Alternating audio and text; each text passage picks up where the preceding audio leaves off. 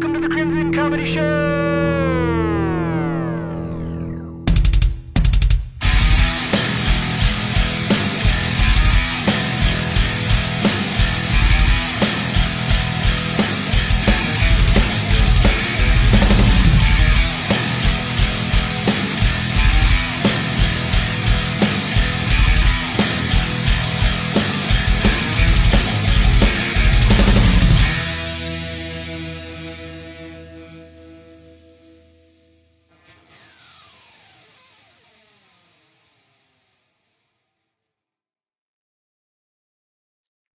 Welcome to the Crimson Comedy Show. I'm your host, Andy. Today we got a very special guest today. Give it up for Gage Johnson, comedian and Lego extraordinaire. How's it doing? How's it going? It's doing and it's going. How's it doing? How's it going? I was like, how long did it take you to get here today? Way too long. It took me about one Lord of the Rings movie amount, and it should have taken me. That's why I was like trying to get you. I was off today, so I was like trying to get you to come earlier so we would avoid traffic. And then I was like, all right, you had things to do, so I was like, whatever. Sorry. I had to walk.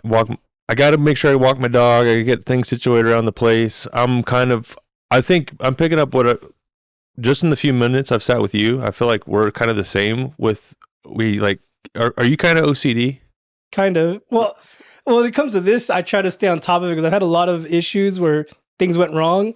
So I try to avoid problems. Like I had the camera die, I've had the fucking laptop die, and then I have like certain rules on the podcast, and then I've had people break the rules. So I'm like, yeah, I guess I do have somewhat OCD. So yeah. Well, that's just discipline and like consistency and it's trial and error. Yeah. Or what would you say?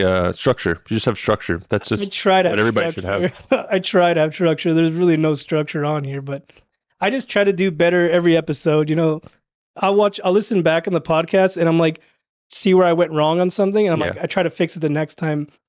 Like, I don't know, for some reason, I don't talk like this, but on the podcast, I always say anyways all the time. Dude, it's weird. Like me and my friends just tried to do a podcast and it's still in the development stages. Like all our friends have a podcast or whatever. I think I'm figuring out, like, I want it to be it doesn't have to be perfect from the top because I think it's such a process and you just got to hack away at it, you know, like one step at a time. Like how you're just kind of, okay, we'll chip away at that. Okay, we got to do that next time. But right from the top, we were like, this is not the vibe we're looking for. And so, but we laugh about it. I think we'll kind of circle back to it. But I learned just in the very first two times I did it, like, because we would talk, you know, we're friends, and then the second we clicked record, we're like, so, and you don't know what you're doing with your hands. That's why I try to keep the conversation going, and I always say anyways, because I'm like segueing to something else, because like I don't have a script, I have somewhat questions to ask, but then sometimes you'll ask somebody a question, and they'll just be like, yeah, that's so much fun, right? So it's like, like, all right, I'm like, all right, anyway, so I'm like thinking of something else like real quick, so like, yeah, I should start maybe ask people who watch like questions I should ask guests or something like that. But I guess I really don't have a plan, but I'm working on it. I think it's asking, if somebody's going to be like that, that's kind of lame because like you're asking these questions, like,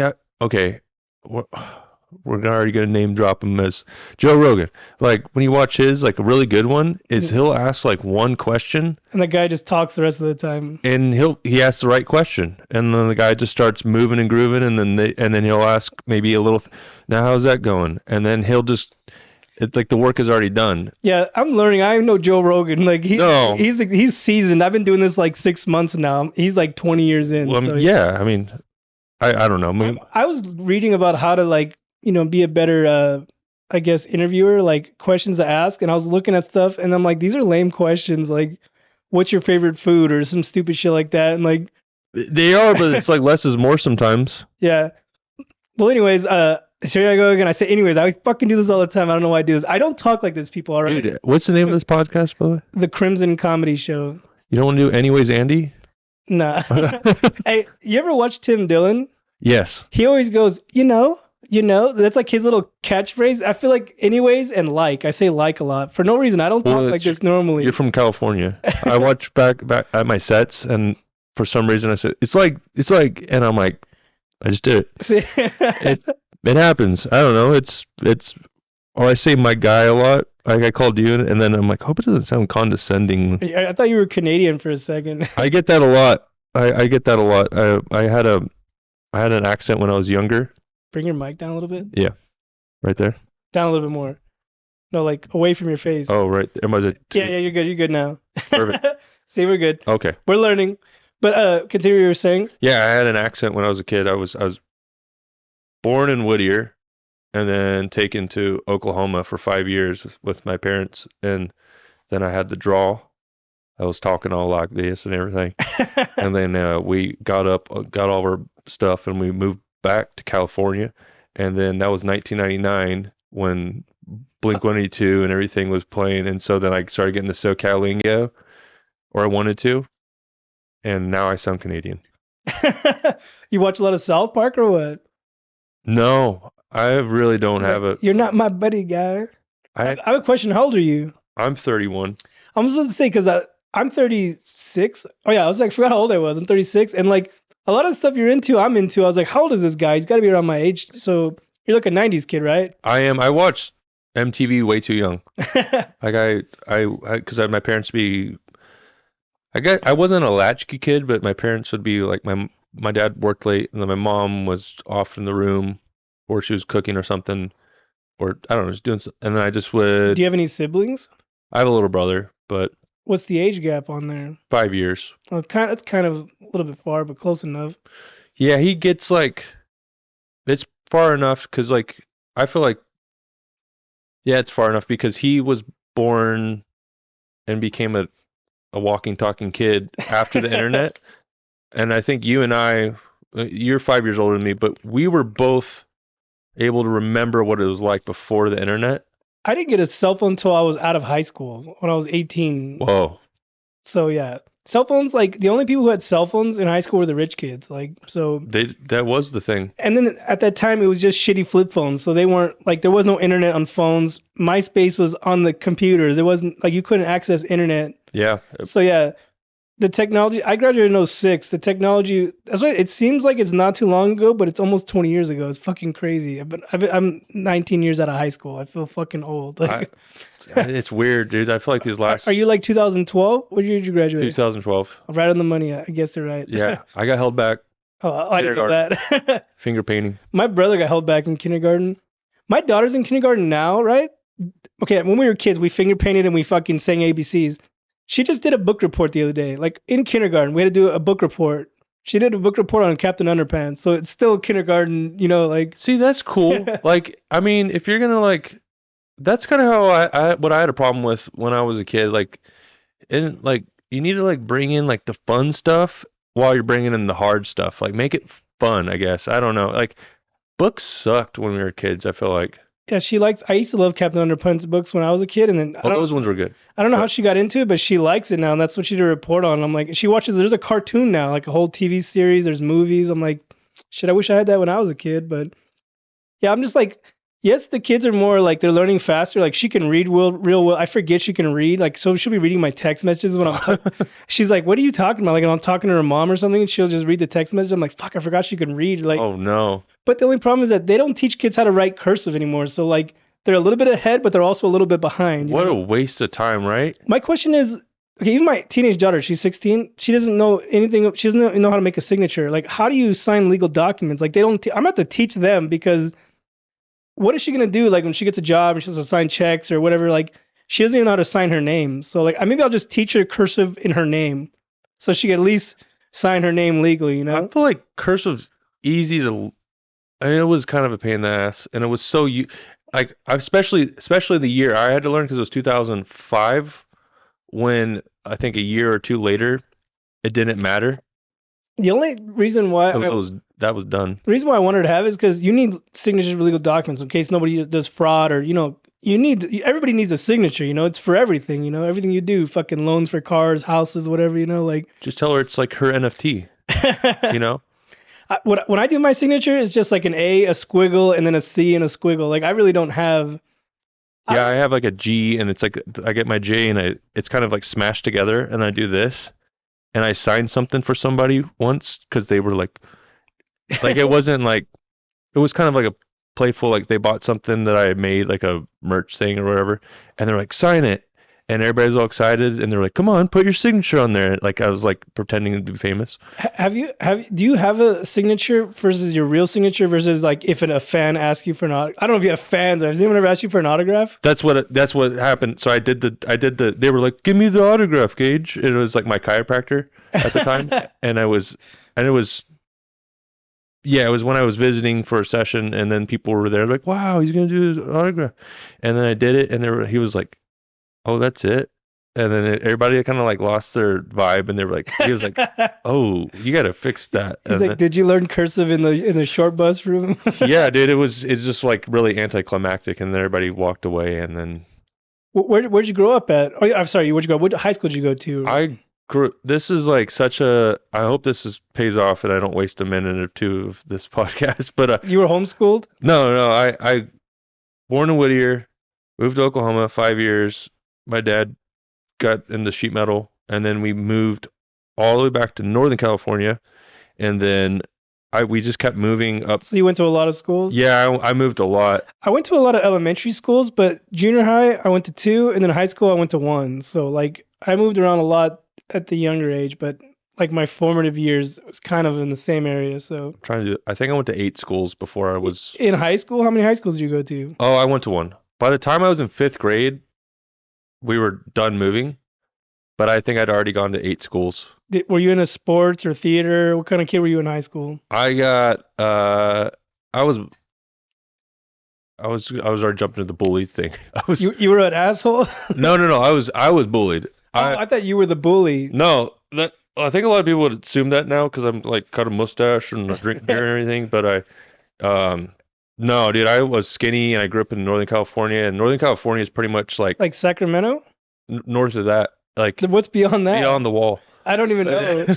I've been in SoCal my whole life. I don't know shit about NorCal. Once you get past like San Jose, it's just like Canada. Eh? That's why you have that's why you have that accent. It's like Canada and like Oklahoma and Texas. Did they speak like that up there because of Canada's so close?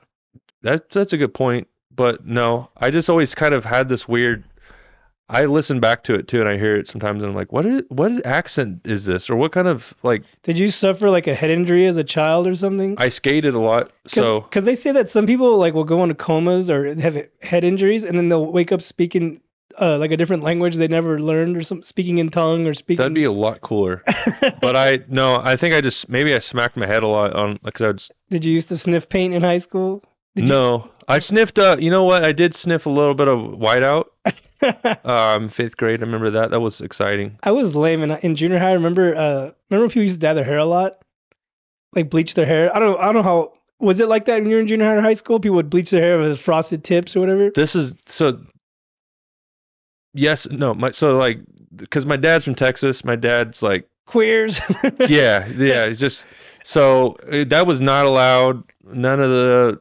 I was into Limp Bizkit and all that. So like, it was very divided in our home sometimes. But I never was that rebellious where I did like pierce my ear or anything, or because that wouldn't work. And I was an emo kid in high school. I had the piercings and everything. Same here, yeah. But I remember I spiked my hair when I was little. Like everybody had the Liberty spikes, like Chester from fucking Linkin Park, right? I had hair once, all right, people. And I remember once I'm getting highlighter and making frosted tips in my hair. And I came home from school and my grandma was like, "What the hell did you do to your hair?" But it was just highlighter. Did it really work? I mean, I'm not sorry, not highlighter, whiteout. Oh. I don't know why I said highlighter because you were talking about whiteout, right? No, yeah. It's, I mean. So I was at school bored and I took the whiteout and I was just doing all the tips of my spikes and I had fucking whites. Like, it was like frosted tips, but it was literally just fucking. It could have ruined my hair. It's probably why I'm bald. I don't fucking know, but. I mean, I don't know if I've ever read that anywhere. Could you imagine that? Like 10 years later, you lose your hair because you put fucking whiteout in your hair? I probably wouldn't. That's probably wouldn't be the first thing I would do with whiteout, but. I was bored in high school. Like we were bored. That's why I sniffed. Hey, my friends dared me to sniff it, and I said, I looked on your page and I saw you playing with Tech Decks in junior high and high school. It's all we fucking did was play Tech Decks in school. We got to the point where our teachers would be like, "Just play on your books." You know, the book. because it silenced the skateboard. Dude, you're right. There was like the books were like perfect ledges. Yeah. We used to do like, or we used to use a stapler, the little stapler. Yeah, and grind it, hit it like a rail. Dude, that was so like. But when I moved to Northern California, these things weren't really accepted in that area. Like you grew up in Southern California, I'm assuming, right? Mm-hmm. I've stayed out here my whole life. Skateboarding was cool, probably ever since '99. I mean, it's had its waves and stuff, in its eras, but like in Northern California, if you wore Vans like in 2005, that's all I wear, baby. like which one of those? These are those ones.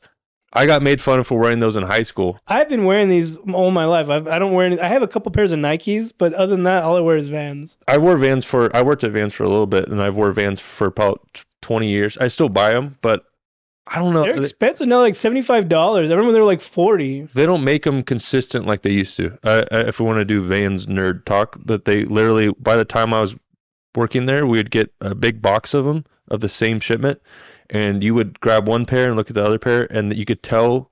And they had two different factories, but they'd be shipped out like the same, and they were made differently. And so, and the prices went up, and I'm like, this is... Yeah, it's like $75 for a regular pair of Vans. It used to be $40. And so you kind of knew what you're paying for.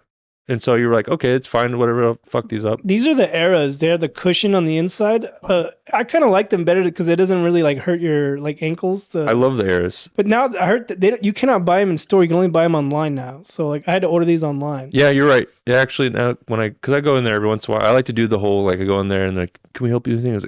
I know what I'm talking about. Yeah, I do. And then we'd have all these terminologies working there and stuff. I love Vans because it's like my childhood, and there's still some really good shoes they make and stuff. I'm kind of like a sellout now. I'm wearing these Adidas. I ordered custom Vans one time, and it took like 2 months to come. It took forever. You're on the money. It came from China. I ordered a pair of customs of the Wavies, and you still haven't got them?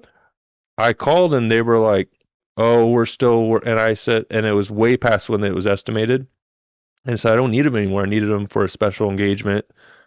That I wanted to do as like an event, and they were like, well, and I'm like, I don't want them. I just don't want them anymore. Like, can you just cancel them? And then they were like, fine, we'll send them to you. And then they sent them for free. Oh, you got your money back? Yeah, which is awesome. But dude, when they showed up, they look like, remember in Jumanji when the shoe goes through the thing? They gave you like shredded shoes? They weren't shredded, but they looked like somebody just like punched them into the bag. They're probably pissed off. The little Asian kid who made them was like, fuck you. Yeah, it looked like it was the Jumanji shoe. Because when I ordered mine, it came from literally China. Like, I'm not being racist, but it literally came from China. And it you could check the tracking. Mm-hmm. I couldn't even pronounce the names. They kept shipping. Like, it went through like 6 different places before it even left China. Well, because they went... I haven't worked there in about a decade, but I know somebody that works there right now, and they're kind of informed me on some stuff. Is like, they've been bought out by bigger companies over the last few... This was like 10 years ago, so I don't know how... They were owned by somebody else. 10 years ago, they were booming, but then, like it kind of... I feel like that style's kind of... Vans is never going to go away in Southern California. It's kind of like a pair of boots in Texas. Like, everybody's got a pair in their closet. But I don't know. I don't think they make them consistently like they used to. Like, and then they're going to like cheaper production. And now it's more expensive too. And then they're just and then they make it more expensive because they can. And that's why I don't buy them as much as I used to. Like, the quality's not there. And then there's some pairs that they make like one-off styles. Like, they have this one called the Wavy. It's like my friend was like, that shoe looks weird, and he grabbed it and he was like, this is a solid shoe. He's like, I know why you bought this, because it's like, it's just well structured. Like, I used to get them at Kohl's. They had good deals at Kohl's, but now they only have like random designs like you wouldn't even want to buy. Like, yeah, it's got like, it's just got a weird thing on the back, and you're like, I don't know what this is. But they used to have the original black and whites or the all blacks, like the simple ones, and I used to buy them there all the time, and they'd have good deals on them too. And then, like I said, over the years they just kind of died out. So yeah, I don't know. I think Vans will be fine. I think they're gonna be okay. I want to be loyal. I'll wear these till I'm 90. Like, I went to the doctor's one time, and my doctor was like an old dude, and he was wearing Vans. I was like, hell yeah, I want to be like that dude. Like, I feel so lame. I should wear my Vans today because we're talking what are you wearing? I'm wearing Adidas right now. I thought you were going to say DVS's or something. That'd be sick. You know what's back now? Like, I talked to this in my last podcast. Like all the kids nowadays are dressing like they're from the 90s. Like my daughter, she's literally. We got like cargos on right now. You're not a kid. I'm talking about. I know, but I was. Like my daughter is literally wearing my clothes. She's wearing my cargo shorts. And if you heard of the Banguar? Yeah. I have a T-shirt literally from like 20 years ago. I've held on to it. It's like a tour T-shirt. It's like a size large. I used to be skinny back then. It was a long time ago. She's wearing it today. She doesn't know who the fuck they are, but it's like cool vintage, you know, like. And she's really into DVSs now.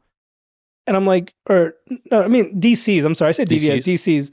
They're all cool. All the above. I'm like, the only people I see wearing DCs are homeless people that walk on the side of the freeway, like those ugly box, funky, not the skater DCs, the ugly ones, like the ones you'd see on clearance at a skate shop, you know? Yeah, and then they usually have a BMX bike, but they're definitely not gonna do a tail whip for you. I used to like the Rob Dyrdek DCs. He had some decent shoes, but the ones she wears are fucking ugly as fuck. But like I said, these kids nowadays are trying to dress like we did back in the day. It's like the new thing, you know? And our parents were like, these are, I mean, like my mom, like, cause I really wanted the all black skate shoe. And she's like, are you going to join a gang and all this stuff? And then and I look back and I'm like, those were pretty ugly. My favorite skate shoe of all time besides Vans was the Reynolds 3s. This is getting, so I don't, if I see a picture of them, I'll remember them, but like. Reynolds 3s were, the Reynolds 1s were the big box shoes. Andrew Reynolds, he had the big box shoes. And then. I know which one you're talking about. They had the diamond on the side. Yeah, that's the Reynolds 3s, yeah. Those are Reynolds 3s. Now I remember. I had every design. They had ones, the diamond, it was like black and had the diamond. They had the ones that looked like it was bleach stained. And then they had all whites. Like I used to buy those. I used to love those shoes. But Reynolds 1s were like a fucking shoebox. They were like Osiris's. Like. That's when skate shoes in like mid 2000s, early 2000s, yeah. I think 2004 or 5 they went into like a slimmer style. Yeah.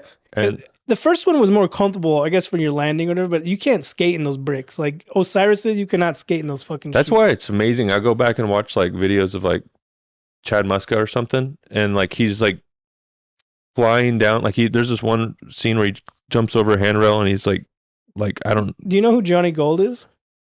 Oh, the comic? Yeah. Yeah. You made it sound like there's a comic name or a skater named Johnny Gold. I had him on here. He's the GOAT, right? Shout out Johnny. I love Johnny. He's a fan. He watches the show. He's a sweetheart. I had him on here and he was telling a story that his dad used to rent a house with Chad Muska.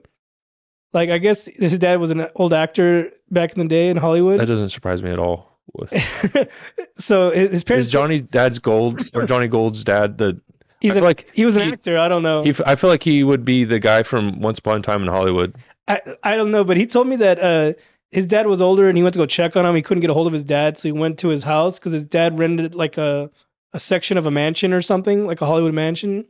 And I guess Chad Muska lived in a part of it. Like it was like rented out or whatever. And he went to go check on his dad, and then he said some dude was there. Was like, "Oh, your dad's fine," and he's like, "Oh, I'm Chad Muska, by the way. Like I'm a professional skateboarder." And he said that.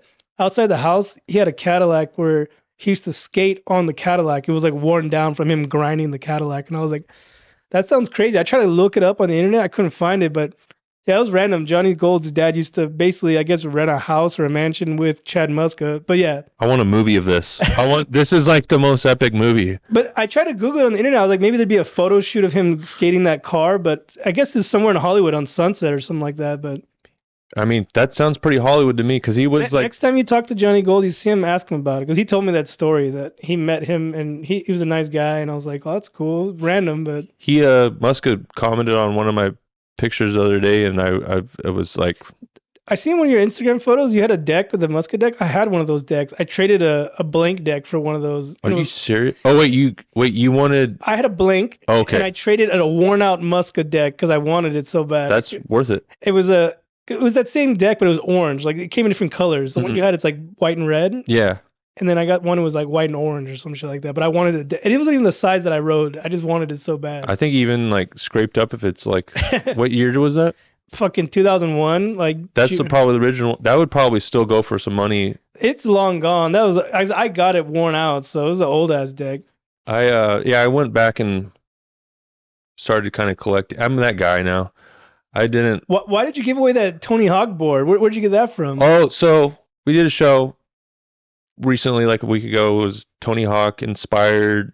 I don't know. I just want to do these weird things. That was sick. I liked it. It was fun. It was fun. It wasn't the gigantic turnout that I thought it was going to be, but it was still just super fun. And I was gonna go, but I talked about this in the last podcast.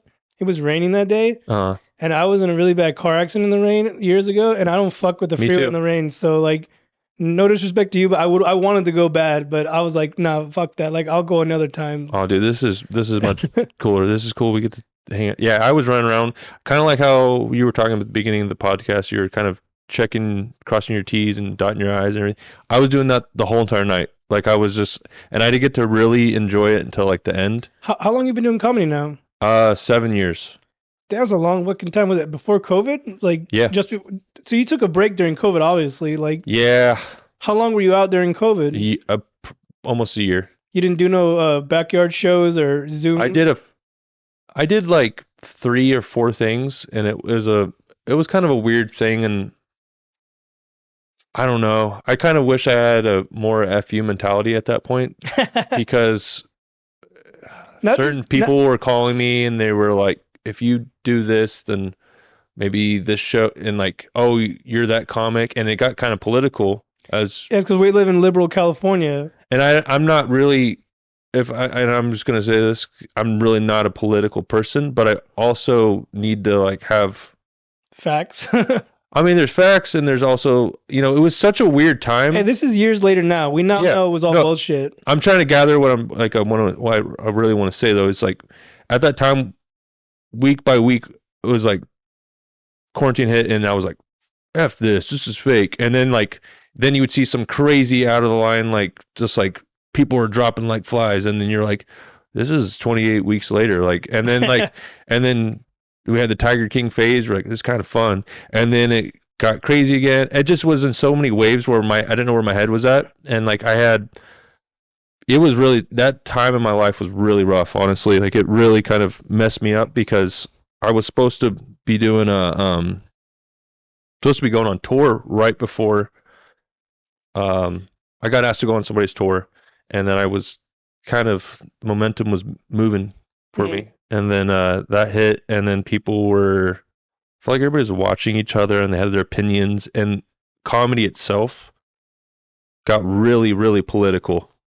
Like, I mean in LA, and then that's when he saw. Sorry, You're good. My hair is getting crazy. I need to chop it off. Yeah, you saw everybody pack up and leave, and I didn't. I almost left. I almost went to Texas for a second. You should have. You'd be famous right now. You'd be a Kill Tony regular right now. Maybe. I don't know. I've spent a lot of time doing the woulda, coulda, shoulda, and I just had to be like, hey, when the time comes, the time will come. Yeah, and I've learned this. It's not about like getting to that place. It's who you are gonna be, like who you are right now when you get to that place. Because if you're not in check when you have nothing, then you might have a bad attitude when somebody's knocking at your door with opportunity. So I was a fan of comedy at the time. I wasn't doing comedy yet. I've barely been in comedy like 2 years now, right? Yeah. So during COVID, I would just work a lot. So my job never stopped. Nothing changed for me during COVID. Go to work and go home. Like the only thing changes is I couldn't go to restaurants or to bars and anything like that. But like I go to concerts and shit like that. But COVID didn't really affect me much because I just worked. Like we were really busy during COVID. So like a lot of people quit or left. So we were shorthanded for a couple of years. Where do you work at? I work at a warehouse. Okay. We distribute food. So everybody's got to eat. The food doesn't. We were considered heroes. They put little signs in front of our building that said, "You're heroes." We had that. I had to go get a job at a butchery. You're a hero. I for a second, and then it was like people were coming in really demanding. You didn't take the time off and get paid like everybody else did? No. So we didn't have that option at my job. I wanted it. I look back at it in hindsight, and I'm glad I didn't have that because I think I would have gotten in a dark place, which I already did, but I think I would have had more time to get in darker places with myself. I work at the Improv. Probably won't. Yeah, it's a great place, fun, but and a lot of opportunities there, and there's a whole thing to that. But we got shut down. So you were working there during how long you worked there for? Oh man, I've worked there for almost 10 years. So is that when you started comedy? Did you start comedy there, or you were just a door guy and then you got into comedy? So I needed a job. I just needed a job. So you're like Bobby Lee, you just got a job and then you became. That's sick. Yeah, I just showed up and I literally like filled my application outside on the wall, and I just at the old club. I always thought I saw Felipe Esparza there, the one a few like I guess a block away. Yeah, the second Bray. There's been 3. And that was the second. The one that you guys are at now, a couple blocks away. It's like a block away, right? Yeah, there's been 3, and they've moved like a block. Well, I went to one that was like at the top of the street, like it looked like a movie theater or something like that. I don't know how many. Yeah, it was right on the other side of the Yard House. That was like maybe 2012 or something. Yeah, we've been out of there since 2018. I saw the very first comic I ever saw was Felipe Esparza, and that's a great show. I sat front row and he talked to me, and I was like nervous. I didn't want to talk to him. It was my birthday, and he was like, "Oh," he said something to me, and I just stayed quiet because I didn't want to talk to him. Like I didn't know if he was gonna roast me or anything like that, so I just stayed quiet. But I should have talked to him. But anyways, since you've been there, like, have you met like a lot of cool comics and shit like that? Like, sorry, my stomach is growling like crazy. Are you hungry? No, I'm okay. I'm just like, it's like. Hey, I got Cheez-Its over there. You want some Cheez-Its? No. I'm serious. They're right there. But you kind of sound like Adam Sandler from Big Daddy right now. You want some Cheez-Its? Hey, those are the extra cheesy cheeses. Those are the best kind. I believe you. I'm in the zone right now. I was saying, have you, since working there, have you met any cool comics that like talk to you, give you advice or anything like that? I mean, I could go on for a long time about who's more memorable. I think I've had some special moments there, definitely with some comics, and like that sounded kind of weird. And then the Me Too movement. No, I never encountered anything like that. I'll say only the good ones. Do they actually talk to you? Are you guys allowed to talk to them? Like, so now no, at the old club, we'll just say this. It was structurally just more like smaller, intimate. So it was just bound to happen that you kind of walk across these people, and so they'd either talk or they didn't. And they were friendly, and yeah, I'm only gonna say like the good things, so because I just don't want to. There's the assholes out there you talk about. I don't want to. It's just unneeded, but I'll say like Joe Rogan. It was my birthday, and I worked that day.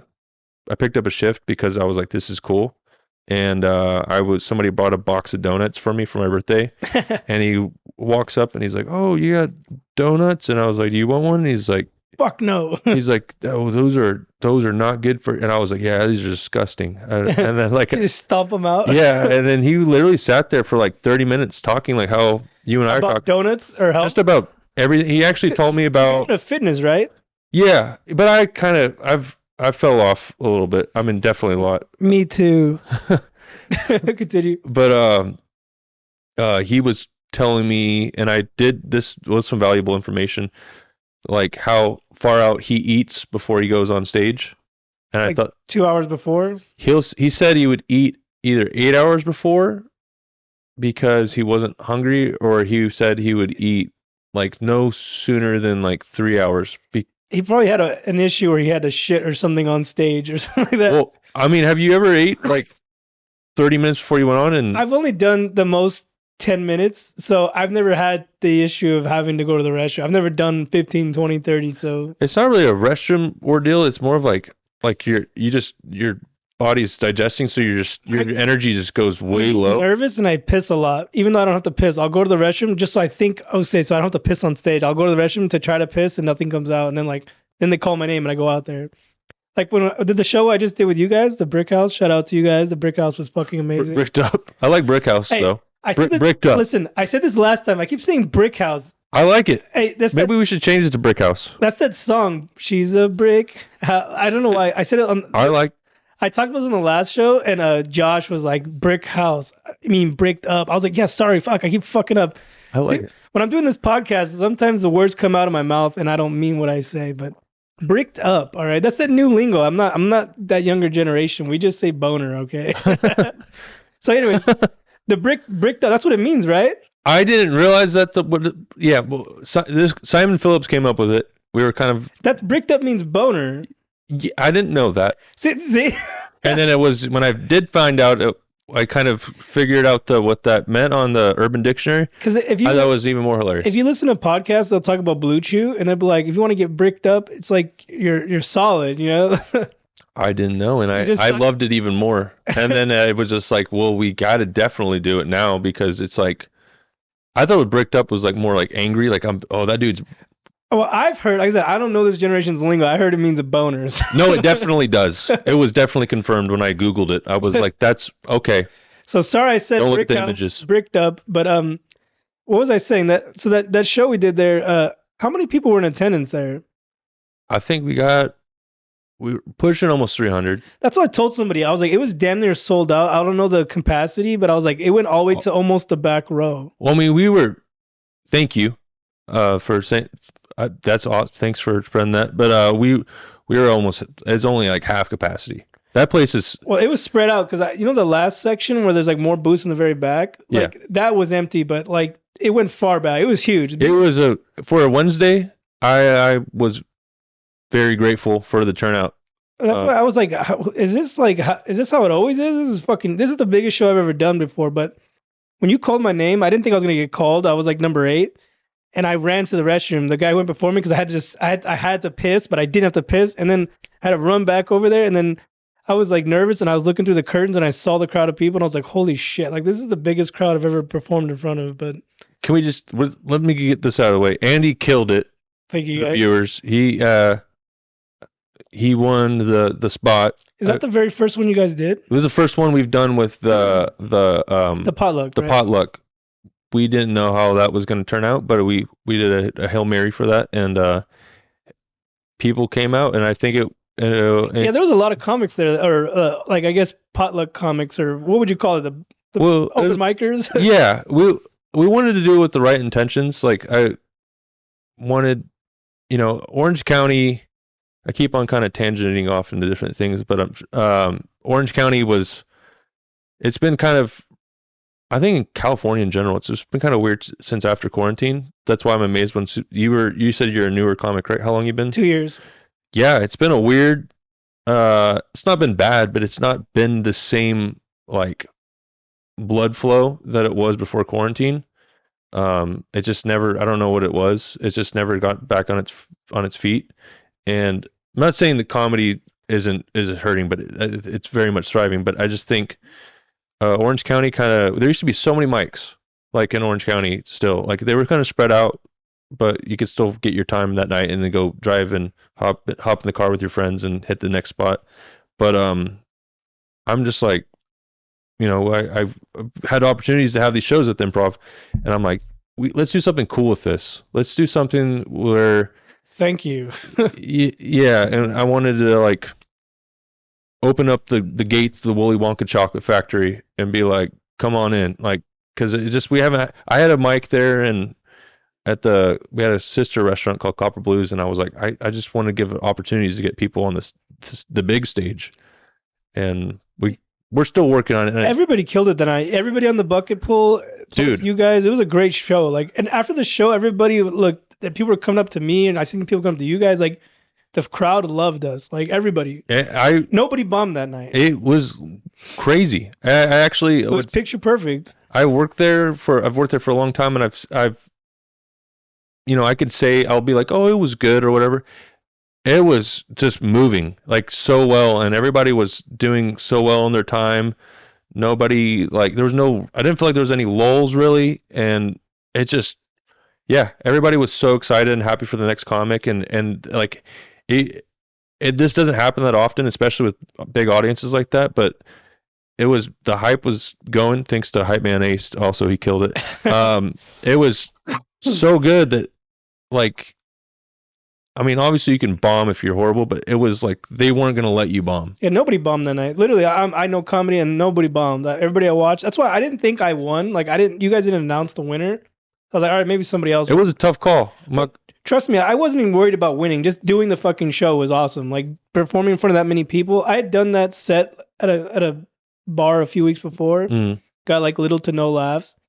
I did it that night and it fucking killed. And I was like, hell yeah, thank you. Like, so that's the thing that I think was such rewarding that was rewarding feedback from some of like the local comics or comics that came out was that they had an audience to do these things. And, we go to these open mics, and you don't know what's going to happen because it's a lot of open micers watching you. Not even caring. And to a degree, it's like you don't blame them because they just don't. I'm in my head. I'm not worried about you on stage. And they think, like I tell a lot of younger guys coming, like just starting, like fresh, they're like, I'm like, they're not even thinking about you. They don't even care. But like, that's a good thing. Like, don't even like go think about. I mean, it's not like they don't like you. They don't even think negatively of you. It's like we're all in our heads, like you just said. And when we get up there, it's kind of, you don't get to really hear if your jokes are working sometimes if you're doing a local dive bar and like and then everybody's talking and nobody's really obligated to sit there and listen to you. Yeah, because I took a risk that night. I did 2 old jokes and then 1 brand new one. I had done that one once before at the bar where no one cared. So I said, fuck it, I'm going to try it out with these people. And yeah. It got the best response. And I was like, hell yeah, it worked. Like, so it was nice to practice a new joke in front of a real crowd. But I want to say I appreciate you. Thank you for giving me an opportunity to perform like that because it made me feel like I'm still riding that high. It's been like, a month now. Like, I still telling people about that shit, but it was awesome though. Dude, that means a lot. Someone hit me up today, was like, hey, when are they having the next one? I was like, I don't know. It was like people are already excited to come back. Like the guys who did the open mic or what do you guys call it? The potluck? We call it the potluck. I don't know if we want to call it the like pre-show open mic. The pre-brick. That's the blue chew. the pre-blue chew. I don't know. I don't want to get too but we're working on something, and Andy, I keep on like talking to like the viewer. Andy's gonna be on the lineup. Everybody, he's got a paid spot on there. I was very excited to tell you that. Thank you. I forgot about it. I thought you just chose somebody else. I was like, it's okay though. No, we had been so busy and we hadn't had a moment for the group to really talk and kind of go over things. And then when we did, it was like majority was for you, and I was like, thank you guys, thank you everyone. Yeah, it was an easy decision. Thanks for voting for Pedro. Yeah. It was an easy and hard decision because there was some really good comics that night too, and I was like dang, like, and I was so excited because I could see like, well, they're hungry, they want to come back. Because some of them are hitting me up like, when's the next one? I was like, oh, I don't know, he's coming to my podcast today, I'll talk to him today. So we want to do something. Hopefully we can even get some more spots on there. And we're trying to figure something out because I want to do it soon. I want it to be more frequent. It's just that place is so big. Yeah. That you got to keep it fresh, and we got to figure out something we got something. I don't want to talk about it. It's okay. Don't worry about it. We can talk about it off mic. We're gonna drop it. We're gonna drop that. I'm just kidding. But I have time to prepare, so I'm good. This will be my comedy club debut officially because I've done a cold open, I've done open mics at comedy clubs, but I've never been on a lineup. So that's why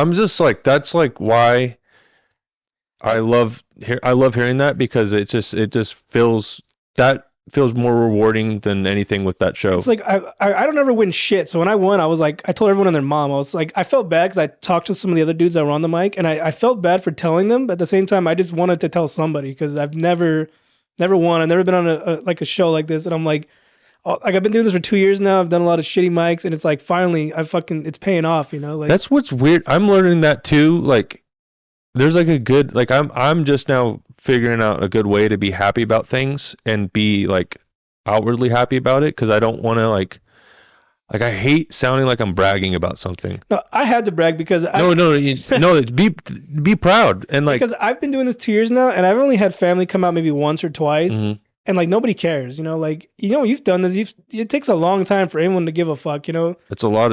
So now I have people always, when's your next show? When's your next show? I book like bars and other stuff, and then like they never come. So and they always go, when's your next one? You're like, I didn't see it. And you're like, I saw you see it on my story. Yeah, you did. Whenever we have this next show, I'm gonna post it. And if you don't fucking come, don't ever ask me again, because like this is huge for me. So it's still like I've produced like 6 shows there now, and it's still that feeling of like, I can't believe I get to do this. And as I've done it more, I'm like, how do I share this? How do I get more people because I don't like. I feel like I just want to, especially in Orange County area. If I have these opportunities, I want to be able to share them while I have them, because I don't know. You know, I'm.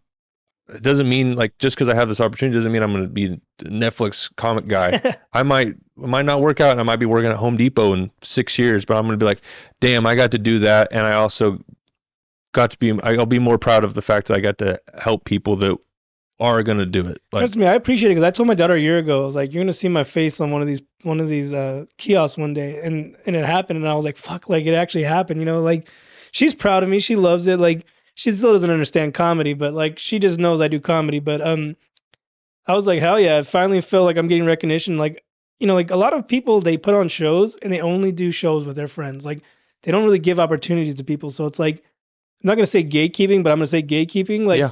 And for this, you guys open it up for anyone, whoever fucking showed up, come show up and do your thing. And oh, by the way, I didn't get to say this. I don't think maybe I said it to a few people. When it first started, it was so the communication fell. Oh yeah. With the list, and somebody heard that wrong, and then I was like, no, and it was supposed to be potluck, and somebody put a list out, and yeah, because I signed a list in the front, and they're like, and then you guys were walking around with the buckets. I was like, what, are we supposed to sign it twice? I almost didn't sign the bucket because I had my name on the list, and then I came up to you and I was like, and I was supposed to sign this as well. I was like, kind of like, oh, and so I'm sorry about that. It's all good. I felt bad. I told Josh was on here last. He was one of the other guys. He said that like they had miscalled their names. Like I was like, it's their first time. You know, there's gonna be like issues. You know? We did mess up on some names. I think you guys called the first guy and he was a no-show, so you guys just skipped him or something like that. No, I don't want to like. I mean, there was like an issue on our end because there was like we literally had like 15 things moving at once. A lot of people, a lot more than just a normal comedy show. Yeah, it's stressful. Yeah. Like usually, like if we're in a bar and I'm trying to tell somebody something about that's at the stage, I can probably point across the room and they'll see me. These people are in different rooms and you can't just be like shout their name out and you're like, I almost need a walkie-talkie. And I was calling people that were in different rooms, like tell that person this thing and that. And then I'm having somebody that's like naming the names off, and there was a lot of room for failure, and I'm actually really proud that it got. It was a minor bump in the road. Somebody went up that they got called on deck, and then they just went up, and then it was like one mistake on our end, and then one mistake on their end, and then it was like, and then it actually worked out. Everything just kind of found its footing. Yeah, it was just the first few comics that got mixed up, but it was great. I was so excited for everybody. I and the audience was great. I have no complaints. Yeah, like I said, that was amazing. I'm still riding that high. Thank you for the opportunity. Thanks for the future show to come. I can't wait to do it. I'm gonna come out and fucking kill it. So I believe it, man. I believe it. Listen, guys, this is your opportunity. You keep saying when's your next show. Eventually, whenever the time is right, we're gonna have a show at the Brea Improv, and show up or don't show up. Either way, I'm gonna be there, and whoever's there, I'm gonna kill it. So yeah, he's gonna. I know you'll do great, and it's gonna be fun. Like I don't know that it was fun. Like I just want to keep it fun. Like I think people put a lot of pressure on themselves when like that stage is kind of scary. Trust me, when I was up there, my heart was beating like doo, doo, doo. I could hear it. The crowd was huge, and then I was telling somebody like I never performed in front of this many people before, and the laughter lasted longer. So my timing, I was in my head like, don't go, don't like wait for them to stop laughing to continue on, and it was hard to time that. That was a big thing I caught with your set. I don't remember like a lot of material. Like I apologize, but like I remember like just hearing like it was long laughs. I was like, holy shit. You were settling in, like in those moments, and that was like I was like that was good. Like and a lot of people are like, and you did that 3-minute sets are hard. You know, like.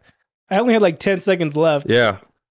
My hair's getting crazy right now. Sorry.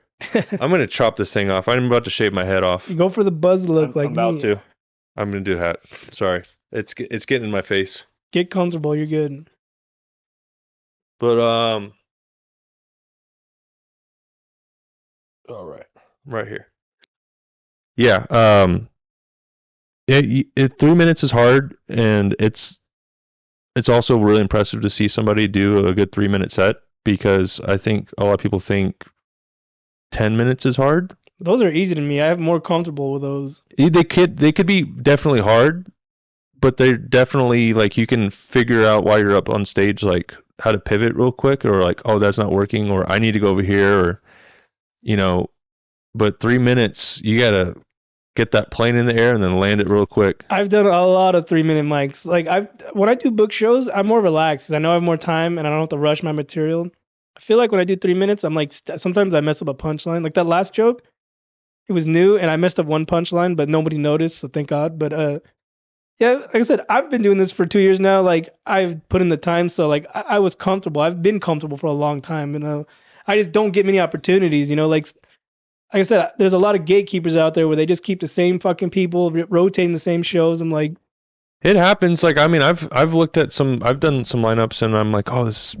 I hope people don't think I'm gatekeeping, but these are just like, because you want to have your you have your clique and you have your group, because it's like when you go into comedy and you go to a lot of these open mics by yourself, it can feel really lonely, and you get really in your head, and then especially when they're late ones and people are sitting there chilling, it almost drains your energy because you start thinking about what this guy's thinking about across the room, and then you also see these other cliques, and so when you start meeting people that are your friends and you start writing together and stuff, you end up being your own clique, I guess, and you don't realize it, but it also, there's a good and bad with it. Like when you have your friends that go with you to your open mics, you're like, I'm good. That guy's in my corner right there. I know he's like, I might have a shitty set right now, but we're in this together. And so when you do, I've put on some shows and I go like, oh, I hope they don't think that I'm only going to have these people on these shows. And like, so I'm trying to have something more rotating. What you guys did was amazing. I said you gave opportunity for 10 random people to come showcase, and then we did our thing, and I said everybody killed it tonight. It was great. It was fun. The energy. That's why I like. Out of all the improvs I've been to the Irvine, Brea, and Ontario. That was probably the best one. Like, the crowd is great, the room is great, the sound is great. It sounded, yeah. Like I'm not saying that because it's a show that we put on, but it really did sound really good, and the energy in there was awesome. I felt like Cinderella at the ball that night. You could feel the warmth in there. Yeah, it was great. Like that crowd was really great. And it's not always like that, because I've done that room or I open for somebody big and then nobody cares. Let's hype it up, guys. That show was amazing. The next one's gonna be even better. So yeah. Yeah, we're hopefully soon. Hopefully within the next. Very soon. I'm hoping very soon. You don't have to give any details. No, but my hope is for it to be pretty soon.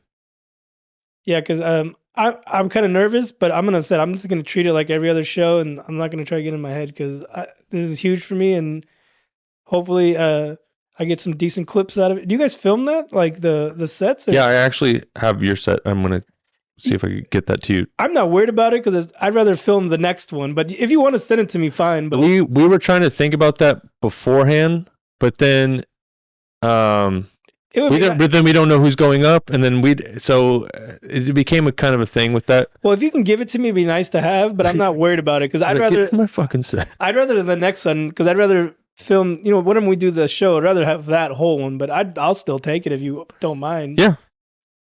That photographer dude, I met him that night. I didn't want to bug him, but he was like, "Yeah, I'll send me my information. I got his information. I just haven't hit him up yet." But Chris? Yeah, like I said, I seen him posting all your guys' photos. He's amazing. There's some great shots in there. So I was like, he gets some big names too. He's yeah. I was gonna hit him up. I was like, no, I don't want to bug him. Maybe I'll wait for the real show to come. So I could wear my Sunday best. I can bug him. Don't worry about it, Chris. Like I said, when the next show comes, I'm more interested in that one. So. It ain't no thing, man. That's gonna be iconic for me. My first, like I said, I'm just feel like finally I'm getting the recognition. I feel like I deserve. I've been doing this a long time. Like I always go out and I always do my fucking best. I don't come out there and bullshit. One time I was drunk and I froze on stage and never did that again. But yeah, I've lived and I've learned, and like I take this shit serious. That's why I started this podcast where I get to know people. Like we don't know each other, and like I'm here, and like I like you. You're a cool along. Dude. I almost wore a Misfit shirt. I actually almost wore. That's the name of the show, the Crimson Comedy Show. It's a reference to the Misfits. Oh, is it? The Crimson Ghost. I See, maybe I'm not that cool enough to be wearing a miss. I've got mine. This is the Crimson Ghost. Is that what his name is? Well, it's they call it the original. It was a show like in like the 1950s. It was called the Crimson Ghost. I didn't know that. It was They took that. If you look up the show, it's in black and white, but the dude's red. That's what the crimson means, red. Oh, yeah, I knew. But I was looking at your shirt, and I was thinking about all the time I've ever seen the face, and I'm going, he's not red. What? If you look up the original show, it's a dude, but it's black and whites, but it's the original clothing is red. The Crimson Ghost. I don't know how they got away with taking that design or that image and using it as their band. Maybe it was like 50 years later. I don't know, but they didn't come up with this design. It was already I didn't know that at all. That's crazy. I mean, I like. There's like 5 or 6 Misfit songs I really like, and then the rest of it I'm like, I'll listen to it around Halloween. Sorry, I'm that guy. That's my favorite song, Halloween. I like Halloween too. Yeah. I like the weird seance thing they say. In German or something. I don't know what it is. It's like a different language. I heard the second one before that. I heard the first one actually, and I was like, oh, there is a part 1. Do you like AFI? I do. I like the AFI. I listened to AFI on the way here. I love AFI. That's why I was like that Tony Hawk thing you put on. That's the first time I ever got into AFIs. I heard they had a song on there called like "The Boy Who Destroyed the World." Mm-hmm. That's when I got into AFI. From Pro Skater 3. Yeah, and I loved all the Tony Hawk Pro Skater soundtracks. That's why when you had that little show, I really wanted to go, but I was just like, fuck it. Like maybe next time. But I love Tony Hawk. That's my generation. I used to skate back in high school. That's why I got into music, because my family all listens to rap and oldies. Like I was the only one. I'm like the only rocker foo in the fucking family. So I think Tony Hawk. They're responsible. Tony Hawk and Guitar Hero are responsible for my music. Both made by Neversoft. Yeah, Guitar Hero was so fucking badass. Metallica Guitar Hero was the best. Like I used to fucking shred on that shit. That was a really good time for. I don't know. I feel like because they're both made by the same developer too, and I think they really did something special. With the Tony Hawk games too, like when else were you going to have all these songs together? And those were already old songs too when they put these in the game. I was wondering why the Misfits were never on there, but I forgot like the Misfits were like against radio play or anything like that. So like that's probably why they weren't on there. They were in they were covered by My Chemical Romance and American Wasteland. It was I don't remember that. It was the Mars one.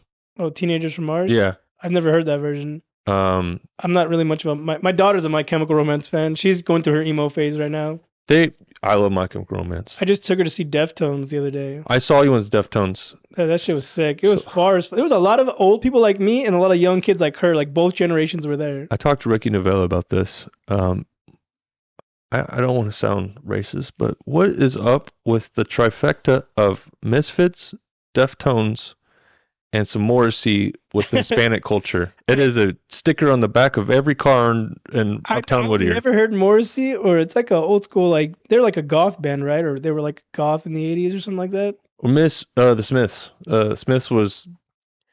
Okay, listen. They all sound very different too. I like some punk bands. I'm more into metal. Like I like the Misfits and I guess old AFI. That was like the old punk days. But I'm more into metal, black metal. Like I started out like in punk, and then I progressed into metal, and I'm still a metal fan. I'm still always gonna listen to Misfits. They're my favorite band, but yeah, it's like how I am with Blink-182. I don't like a lot of punk bands. Like a lot of the ones that are like fucking political and all that shit. Like nah. Like I like the Misfits because they were horror. Like a lot of their songs are like sci-fi or horror, like comic book themed. Like I didn't get into them until I was older. Because I was in junior high when I got into them. I got into them. Well, junior high, where I grew up. Am I good on that right here? Yeah, you get a shit. Sorry. There were these kids and we're friends now. Like we're all adults, and I see them online and everything. But I was into like all the pop punk, emo scene stuff, and then I would try to show them bands I like, just because I thought I could do that. And then they were like, "This is not cool." They were like, "Nah," and then they liked. Like I liked one section of Hot Topic, and then they liked the shirts that are always there, like the Ramones shirt, the Black Flag, the Dead Kennedys. And so for years, unless it came in on the Tony Hawk games or something, I felt like I was not allowed to listen to those. Like I felt like I was not cool enough to listen to them because it was above me, and like I just like wasn't. It was something I couldn't understand. So I didn't listen to these things until I was almost my late 20s. Like I really got into Descendants. in my late 20s, and then Misfits. Like I got really into Halloween when I was in my late 20s too. I stopped liking Halloween when I was 8, and then it was just Halloween. And then when I got older, it just got fun to like decorate or watch scary movies. And What I liked about them is that they were young. They were like 16 or 17 when they wrote those first few albums, like in the late 80s. I think they were 70s. Yeah, late 70s, it was 77 to 83. Like they were way beyond their time. Like, they are the fucking pioneer. And they were kids, like 16, 17 years old, like literally fucking kids when they started this band. And like the Doyle, he joined the band. He was a 16-year-old. They taught him how to play guitar. He didn't even know fucking how to play. They just like taught him like, we need a guitar player. Let's play. And just to think that these kids wrote this shit. Were you 16? I couldn't do shit when I was 16. You know what I mean? Like, I mean, I played guitar when I was 16. But could you imagine being an iconic band that's like 50 years later still iconic, and some shit you wrote when you were a child? Like, I think it's because these things, people like, they're pioneers for sure. They're pioneers, but people just forget that you almost need nothing to do something great. And people had nothing back then. Nowadays, they think that you just have to do so much now, and it's just like less is more. And also, to that time, they didn't have internet, they didn't have much TV, so they were in their own little world too.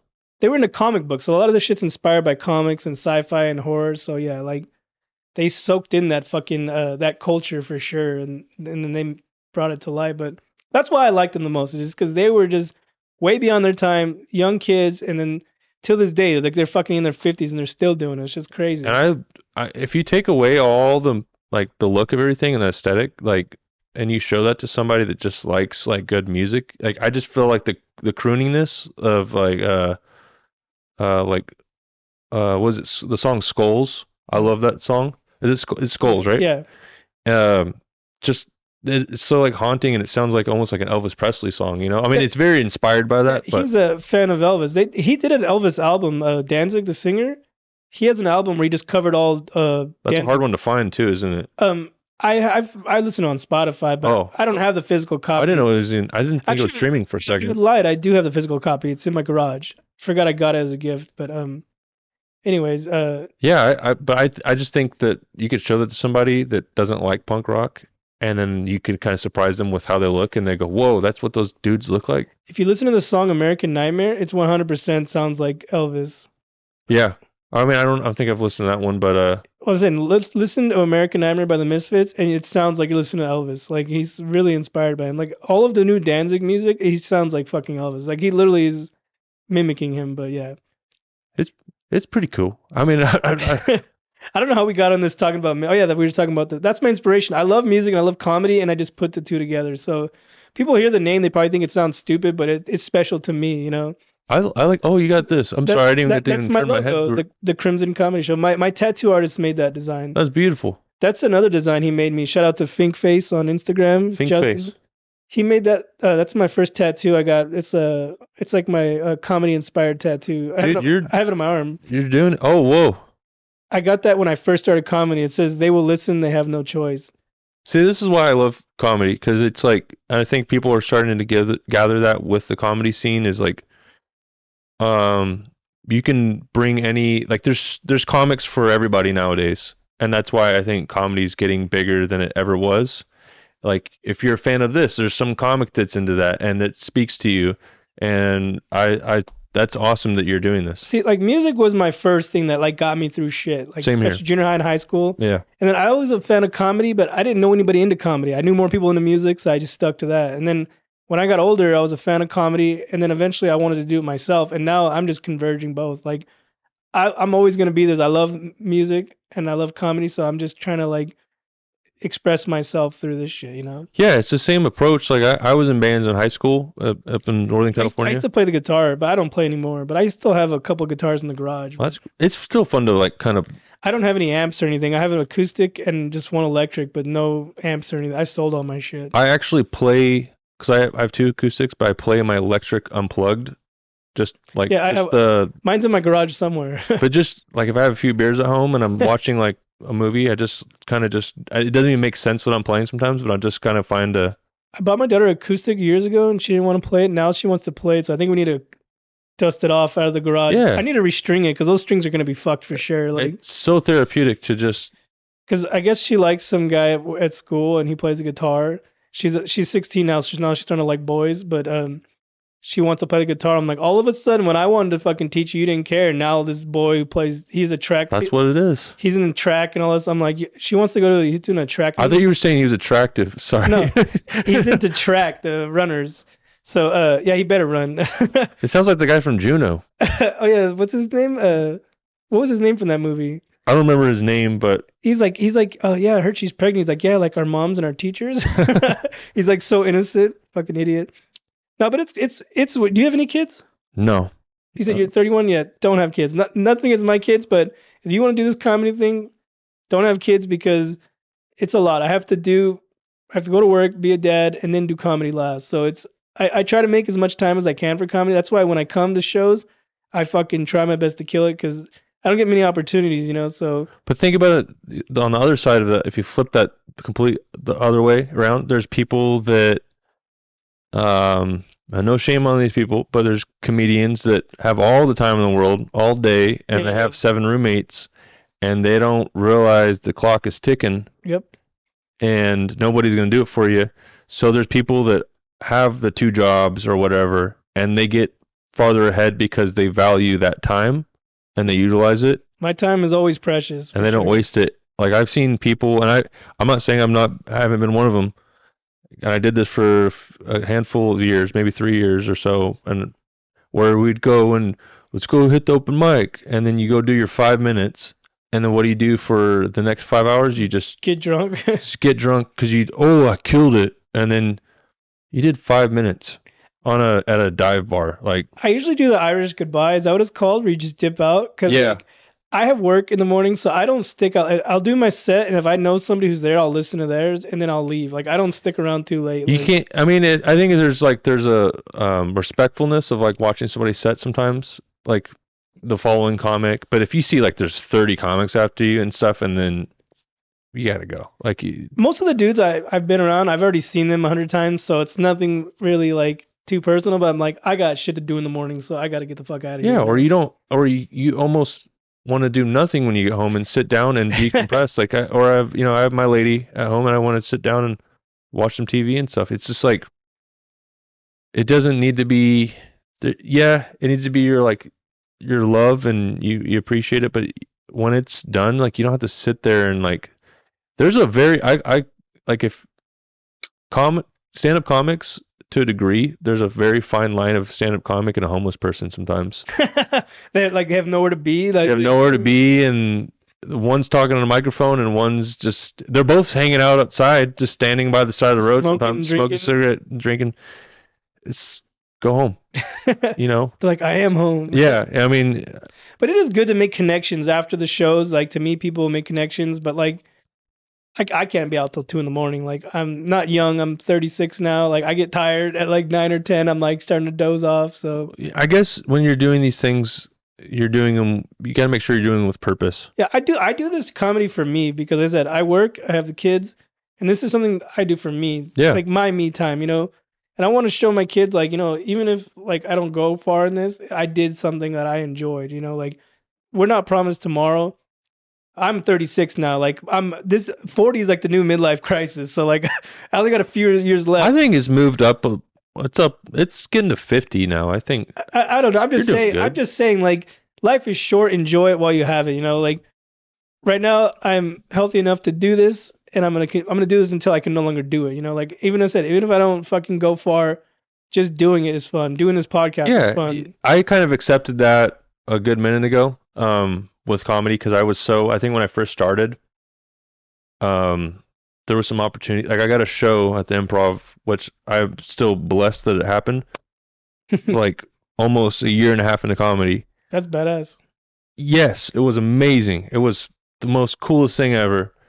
But I think in myself, in my own little small circle or whatever, I've had this false self-confidence, which is good sometimes and sometimes it's bad, because then I did that and then I was like, oh, well then I must be doing really good. And then it's just like, and so my expectations on things were far bigger than they needed to be. And so I was like, why am I not getting my Netflix, but I don't know. I didn't really say that out loud, but I was thinking that, and then quarantine hit, and that's why I'm almost like. Do you have any YouTube specials or anything like that? Clips? No, there's a whole. I'm just moving on from that part. There's gonna be something soon. I got everything that I wanted to do like a few years ago is happening now, and I feel like it's for the right reasons, and I have the right mentality.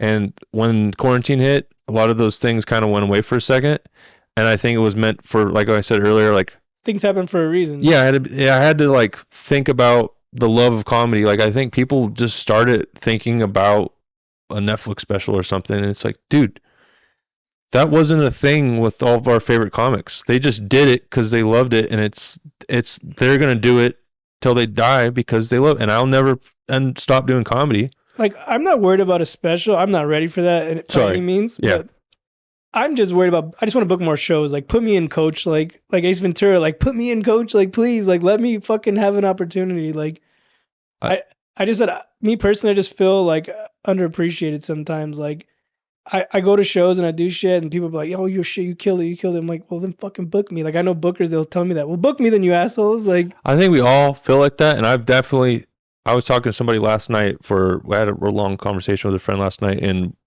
he was asking me stuff like that, and I just stopped looking for that validation. Mm-hmm. And I feel like when I stopped doing that, I felt more at ease, and I forget, like you said, like I started this because I love it. You have to keep doing that like all the time, and realizing that, like, when somebody doesn't like something, I go, I didn't do this for you to be exactly. I did this for me. It's kind of a selfish thing. I want you to be happy. I want you to laugh at the stuff I write. I'm not worried about all this stuff anymore. And then the second I kind of released that, it's felt a lot better. And I've gone to places where I felt like I deserved something or whatever, or I try to check myself a lot with that mentality. Yeah, I guess I just need to be more patient, I guess. Like I said, there's a lot of people who've been doing it longer than me, and I've done some shows and they haven't, and like, maybe I should just shut up. You've done 2 years. I've done 7, and like, what I'm gonna say is I don't want to give you the sound bad. I am still like in 5th grade. Yeah, I know. They say it's, but every year you do is how old you are in comedy. So I'm a baby still. Like, I watched some podcasts, and Theo Vaughn was talking to Louis C.K., and he said, Louis was like, how long have you been doing? He's like, 17 years. And he's like, oh, you're a baby. And it really, and it's like, for me, I'm like, but then, as much as that sounds daunting or whatever, I just stopped and I go, what's the race? Like, yeah, no, it's not a young man's game for sure. No, it isn't. It's just like a life. It's a long road. Yeah, when the time comes, the time will come. So, or it doesn't. And sorry, I don't. But you just gotta go. I don't know what that time is. I don't know, whatever. I'm still gonna do this. That's why I want to take this as far as I can take this. You know what I mean? Like, if it doesn't go places, I'm not gonna beat myself up over it. Yeah, it gets, because I've done it where I've tried to do a lot all at once, and it really like made me feel really very negative. Yeah, patience is virtue. Patience is a virtue. Trust the process. Just do it. Yeah, because like some of the jokes I wrote a couple years ago, like, I'm kind of over them. Yeah. And I know that, like, in 5 years from now, I'm gonna be over all these jokes, and then by then they'll be a lot better. Still learning. I really. Then a few years later, you'll circle back at some of them and you go, "There's something there. I just needed to like throw this on there and slap that on there." I've rewritten some old jokes, and yeah, you're right. It's a joke's never finished. You can go back to it, figure it out, but I don't know. I'm still learning. That's why I like having stuff like this where I can talk to someone. You're more experienced than I am, so like, I like your advice. I'll listen to your advice. Like, I have a lot to say, but it's not because of like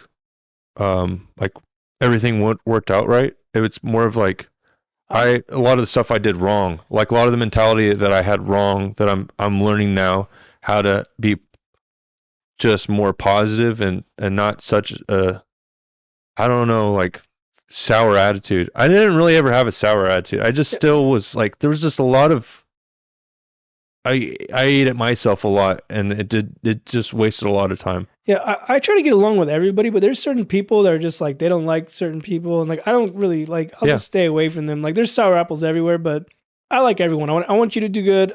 I want to do good. I want everybody to win. Like that's why that night I thought everybody fucking killed it. So like it was cool that I won. I accept it, but I felt like there's people that have been doing this longer than me, more than me, and I just got lucky that night. Like it does. Sometimes it's luck, and sometimes it happens at different areas, and like. There's people that I think are kind of sour and I feel like they're kind of whatever. And I go, it's because it's like kind of like that kid in school it's like the bully. Yeah. They just need a moment to be heard and they want to be validated. And then I've seen people's moods change when you go, what's up, man? And then they're like, oh shit. Okay. I thought I thought you didn't like me and I didn't like you. And then it's just like, no, we're all fucking here standing in this dive bar. We're all doing the same shit. Doesn't matter. Shit. Yeah, and so it just people get so in their heads sometimes, and you just have to just stop and reset. Yeah, like I said, I try my best to get along with everyone because we need each other. Like, if like you brought me on, right? Or I'm gonna do a show with you eventually. Like, then maybe somebody will see me, and then like I said, the opportunities will keep coming. So like. Yeah. I'm not here to burn bridges. I'm here to build bridges, I think on top of that, though, with the bridges, though, I've built the bridges, but I think I tell everybody, just have something that kind of offer to the community, and it helps you. This is my platform. And you are that. Not just in general. I tell people, I'm like, do something that call somebody and like you did. You're like, hey, you want to be on a podcast? Like it's just a little bit more. It's another day of being involved with something and involving somebody else, and then and the more it doesn't have to be. It's like so famine mentality of where like there's only so much for us. Yeah, because I give this opportunity anyway. I've had a lot of people on here, a lot of younger mics, younger comics, older comics, and like I said, you want to come talk and be on my podcast, the doors are open. I just gotta at least meet you once. I don't let no strangers in my fucking house. Yeah. I met you. There was another dude. Somebody kept recommending him, and I was like, I don't fucking know that guy. Like, I got kids in the house. I can't just let anybody in my house. Yeah. We met. We talked. He's cool enough. I trust him. Come over. And he's probably like, I think we did an episode, and we have some pretty decent views on that. Like, we had a great episode, So I don't regret having him on. For security reasons, I have to know you first, all right? Yeah, so, I have the same thing. This is my home, I'm trying to figure that out too, because I'm doing something soon, and we're like trying to figure out that everything you just said. Well, yeah. You said you have a podcast too, or you're trying to start one? I'm trying to get started, but then you were like, so. This film made me feel bad. You have like the coolest setup right now, and then you were like, "This is trash," and I was like, "This is sick." And I'm rolling with. Go back to episode 1 or 2. The microphones were shitty. This laptop I bought just for this podcast. It was like $300. It's like they don't even sell it anymore. I bought it like on clearance. So it literally runs well enough to do this, but people have legit cameras, legit microphones. Like but I've seen that too, and I've had friends that do that. Like from straight out of the gate, and they buy all this stuff, and they don't use it. Well, they have like 3 episodes, and then they go, somebody didn't want to do, and then we didn't do the podcast ever again. And I'm like, it's just like you do things over time, you collect things. Yeah, everything when I first started was all donated from my brother-in-law. That's great. He had all the equipment, and it wasn't great, but it worked. But the audio was really shitty. Then eventually, we had an episode where the audio went to shit. And I was like, fuck, like, I'm just going to go out and spend money. I went and bought these mics, and then I bought a new audio interface. And then I bought this computer. I'm telling you, it's the cheapest computer you buy at Target. They don't even sell it anymore. This camera is off of fucking Amazon that I got as a gift. Everything is low budget, but it's enough that I can get by with, Dude, you're doing it. Like, it's like... Yeah, it's a work in progress. But like you said, this is badass. But trust me, you're here like 3 months ago, you'd be like, what is this dog shit I'm talking into? I mean, I have 2... I have one, and my buddy, we had Shure mics, just the actual, but the microphone mics. My first few episodes were like that. I had regular mics, but I said, I might pick your brain on what I need to do. I'll suggest this equipment. This is not the greatest Shure mic. There's better versions, but they're like $500. I'm not paying for but it's like these are $20 headphones from Amazon. You don't need all the crazy stuff. You just need to get your point across, and over time you're just gonna. It's people jump into things so fast, and then I just think I was talking to my friend last night about comedy because he asked me about comedy. We were at the gym, and I was a personal trainer at one point, and people would jump into working out so fast. They'd buy all these like, all the supplements and everything, and they'd buy all the outfits and everything, and then they work out hard for 3 months, and then they just expect they're gonna be Arnold Schwarzenegger in like 2 months. And I'm like, dude, just show up every day. Yeah. When I first started this, I had a producer, my brother-in-law. He had all this equipment, but like he's got a life, he's busy, and I couldn't keep asking him to come. So eventually, I got my own laptop. I started doing it by myself. So now I produce and podcast at the same time. It's kind of hard. I've had a little issues where the laptop died, the fucking camera died. I'm like forgetting about all that shit.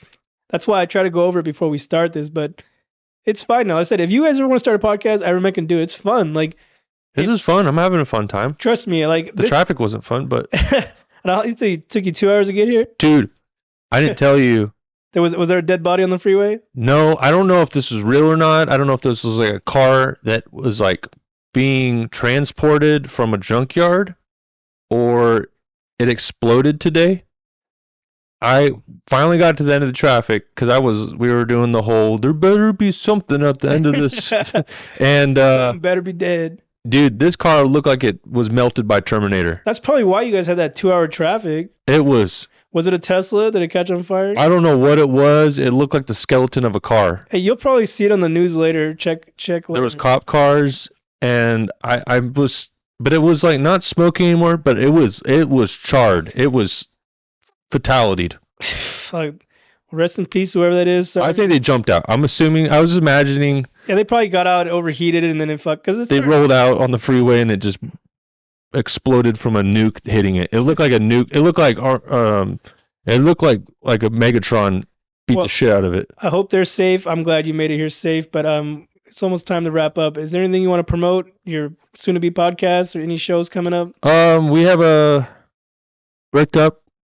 Brick House. We want to very soon. I have some things that not too different from what we just did, but some awesome things on top of it that hopefully come to fruition with that. And then we're also I'm doing something fun. I do my Just a Phase shows where they're like themed kind of things. We do like an emo night, or we did the Tony Hawk thing. We're gonna do this show at a comic book store in Fullerton, and it's gonna be a Star Wars night. We're just gonna do a fun Star Wars night. I'm gonna come dressed as Princess Leia. Do it, dude. It's just like no panties in space. I'm trying to do these things every once in a while where we have like cool show we do it bricked up and it's all like big, and I work really hard and we all work hard to promote it, and then I'm trying to do like these fun things on the side where it's like, that was fun. There's 15 people here. All right, tell the viewers where they can find you. Damn, that sounded anticlimactic. Tell the viewers where they can find you. You got any social medias? Yes. Sorry, that was, I don't know why you're like Instagram, YouTube. I have Instagram, Gage J, Gagej. And hopefully more YouTube. Hopefully just more of everything very soon. I'm gonna get TikToking pretty soon.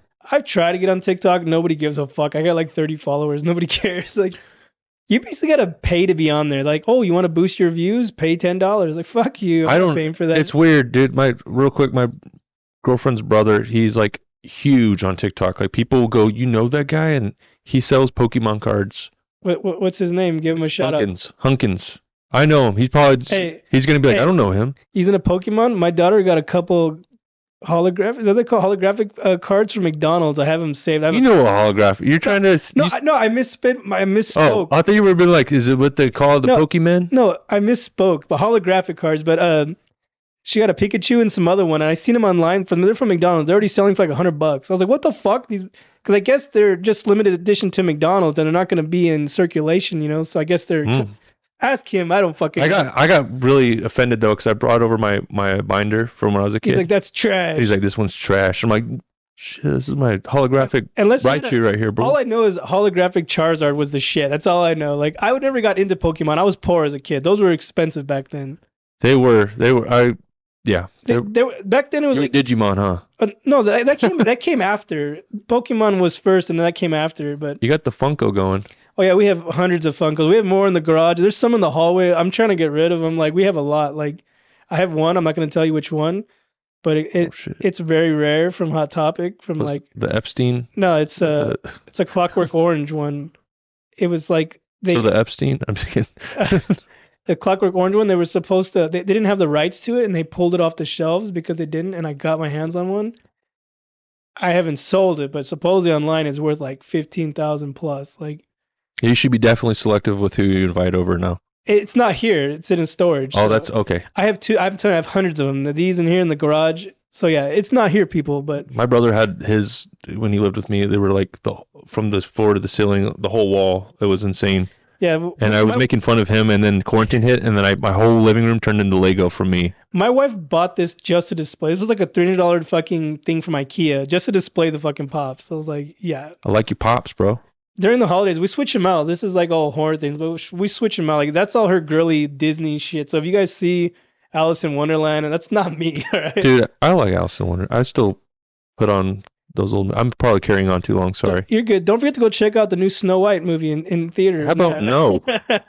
How about you don't want to see you're against Mexican Snow White? Is it Mexican or she's I don't know, she's Snow White Dominican or whatever.